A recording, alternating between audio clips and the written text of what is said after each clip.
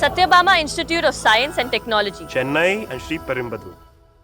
அரசியல் விமர்சகர் ரவீந்திரன் துரைசாமி அவர்கள் இருக்கிறார்.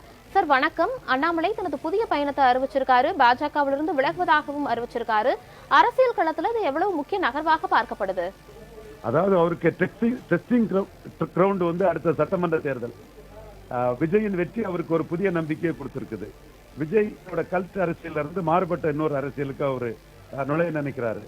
அவர் எல்லோரையும் லீடர் ஆக்குவேன், எல்லோரையும் எம்பவர் பண்ணணும்னு சொன்னாலும் கூட அவர் லீடர் என்ற அடிப்படையில தான் அந்த கூட்டம் அவர் பின்னாடி திரள்றாங்க. நேற்றைய தினம் ஒரு பிறந்த நாளுக்கு வந்து தமிழகம் முழுவதும் மிகப்பெரிய அளவில் அவர் ஒரு லீடரா கருதி ஒரு பெரும் கூட்டம் அவரை வாழ்த்தி பாராட்டியது. அந்த கூட்டத்தை அரசியல்படுத்தி சட்டமன்ற தேர்தலில் கிளம்பணும்னு நினைக்கிறாரு. அதை அவர் தெள்ள தெளிவாக விளக்கியுள்ளார்.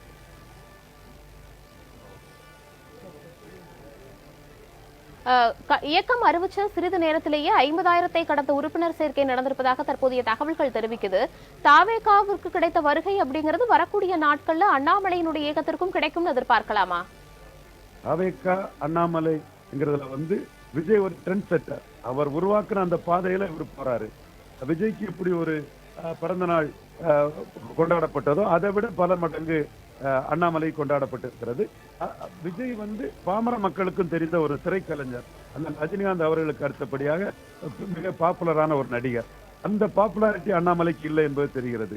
அதனை ஈடுகட்டும் வகையில் அந்த அடுத்த சட்டமன்ற தேர்தல் வரும் காலகட்டத்தில் வரை அண்ணாமலையின் உழைப்பு மிக அபரீதமாக கடுமையாக இருக்கும். இன்டிஃபேக்டிபிள் ஒர்க்கராக தன்னுடைய வேலையை அவர் செய்வார். முழு மூச்சோடு அதை செய்வார் என்பது தெரிகிறது. பாஜகவிலிருந்து 6 ஆண்டுகால பயணத்தை முடிவு செய்துவிட்டு விலகணும் அப்படிங்கிற முடிவை நோக்கி தள்ளியதற்கு காரணம் என்னவாக இருக்கும்னு நினைக்கிறீங்க?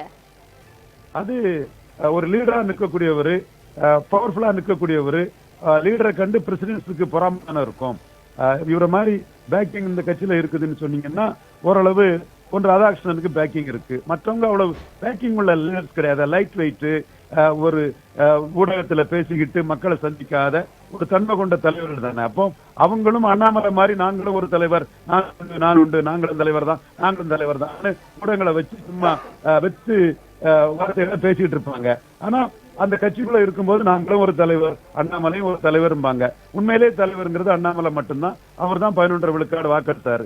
அவர் ஒண்ணுமே இல்லாதவங்களுக்கு ஈக்குவலா 10-15 பேர் அவருக்கு இணையா நின்னாங்கன்னா அது எப்படி ஏற்றுக்கொள்ள முடியும்? அவருக்கு லீடர்ஷிப் கெப்பாசிட்டி இருக்கு, ஈர்ப்பு சக்தி இருக்குது.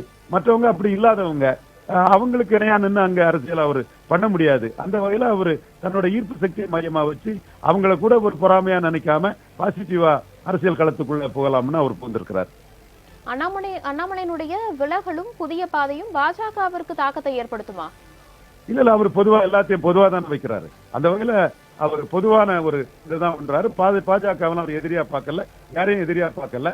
அந்த வகையில அவர் எதிரியா பார்க்கவங்களையும் நேசிக்கும் அவருடைய பண்பை பாராட்டி அவருக்கு வாழ்த்துக்களை தெரிவிக்கும். நன்றி, வணக்கம். Satyabama Institute of Science and Technology, Chennai and Sri Perumbudur.